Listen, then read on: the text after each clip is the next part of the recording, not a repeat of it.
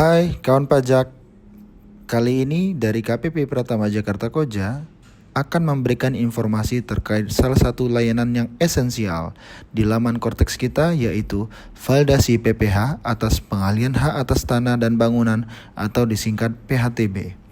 Validasi ini diperlukan untuk memastikan pembayaran pajak selesai dan terverifikasi oleh DJP, serta menjadi salah satu syarat untuk proses balik nama sertifikat di BPN. Sebelumnya, kami ingin memastikan bahwa Anda sudah melakukan aktivasi akun Korteks. Langkah yang pertama yaitu kita dapat mengakses situs Korteks pada link yang tertera pada gambar ini. Ingat ya kawan pajak, tutorial ini menggunakan akun orang pribadi, dalam hal ini selaku penjual. Selanjutnya, kawan pajak akan melihat tampilan laman Korteks. Di sini kawan pajak harus mengisi ID pengguna menggunakan NIK atau nomor KTP Anda. Dilanjutkan dengan memasukkan kata sandi dan kode CAPTCHA. Ketika sudah memastikan itu semua sesuai, klik login.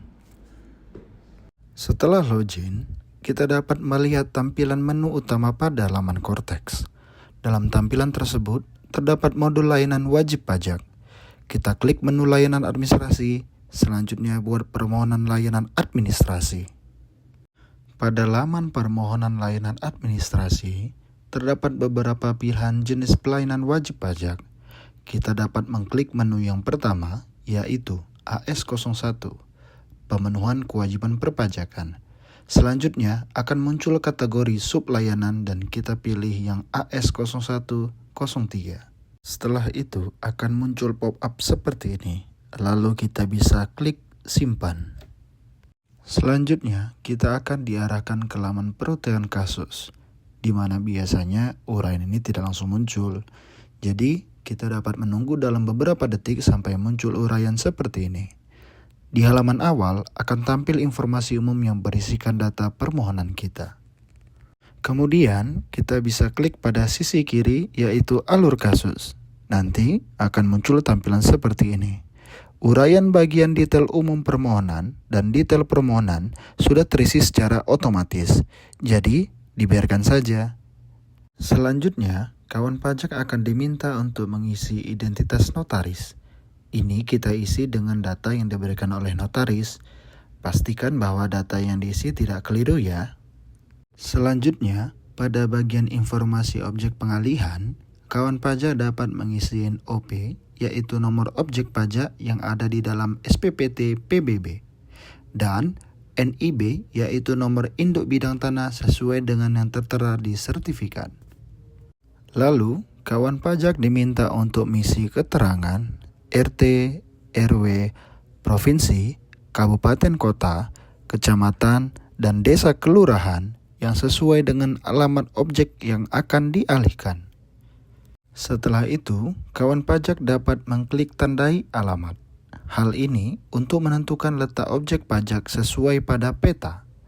Penyesuaian dapat dilakukan dengan menggeser titik biru sesuai dengan letak objek pajak tersebut. Setelah selesai, lalu klik simpan ya.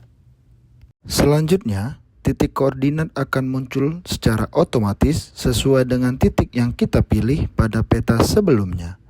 Lalu, kawan pajak dapat mengisi alamat objek pajak dengan alamat tambahan seperti nama jalan, nama gang, ataupun nomor bangunan. Untuk KPP lokasi objek pajak, ini akan terisi secara otomatis. Selanjutnya, kawan pajak diminta untuk mengisi luas tanah dan luas bangunan yang akan dialihkan. Selanjutnya, pada bagian informasi detail transaksi, jenis lawan transaksinya kita pilih huruf C untuk jual beli biasa atau normal.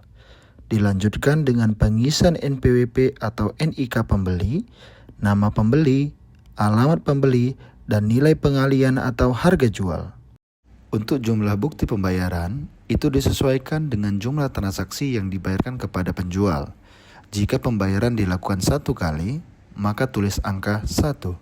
Selanjutnya, pilih cara pembayaran yang dilakukan, apakah dilakukan secara transfer atau tunai.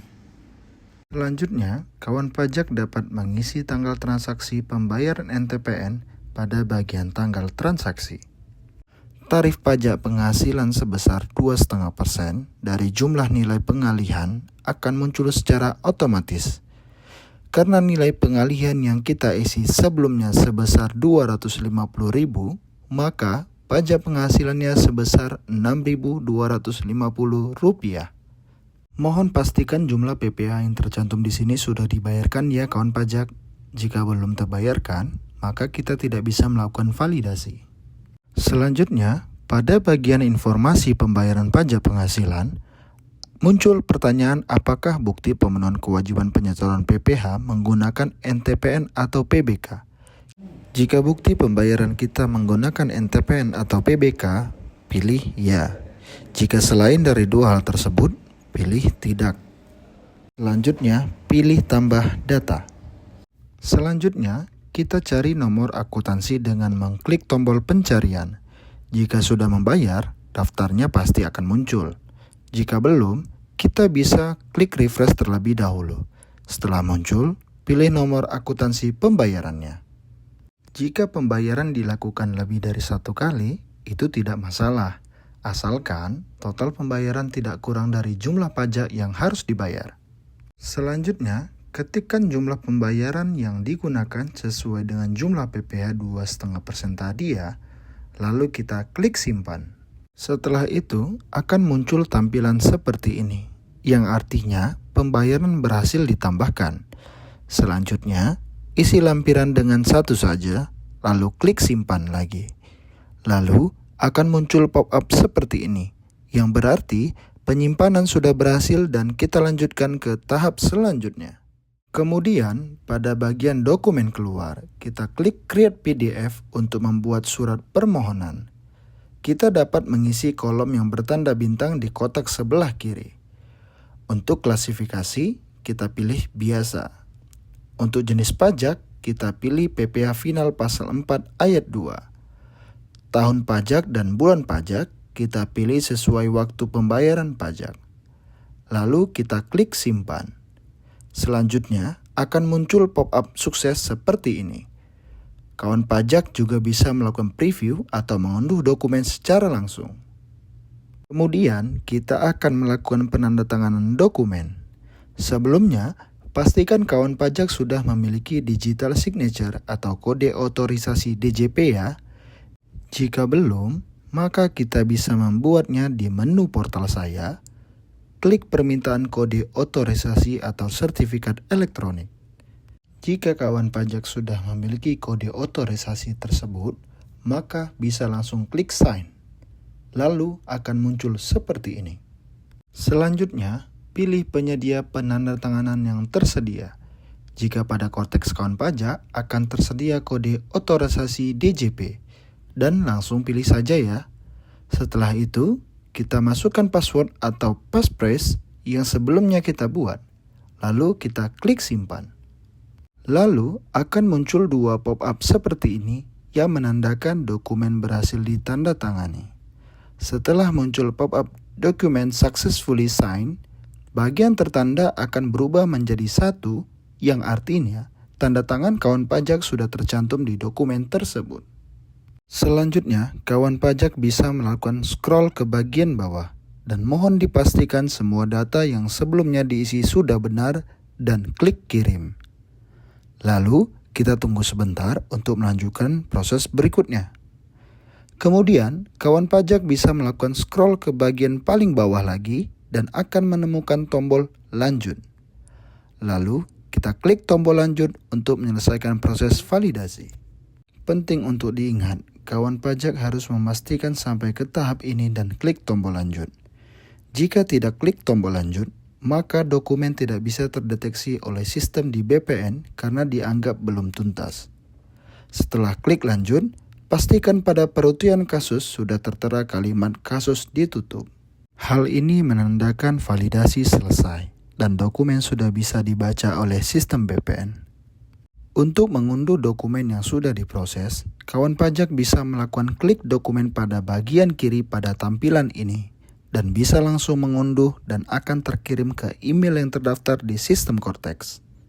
Berikut adalah surat bukti penerimaan elektronik dari proses validasi PHTB. Surat ini menjadi bukti bahwa kawan pajak sudah melakukan validasi sesuai keterangan yang tercantum. Selanjutnya, berikut ini adalah contoh surat keterangan penelitian bukti pemenuhan kewajiban penyetoran pajak penghasilan yang dihasilkan dari proses validasi ini. Ini merupakan bukti bahwa kita sudah berhasil menyelesaikan proses validasi PHTB. Sekian video tutorial kali ini. Gimana? Gampang bukan? Proses ini dapat menghasilkan surat keterangan validasi dalam hitungan menit dan tidak perlu datang ke kantor lagi. Terima kasih dan sampai jumpa.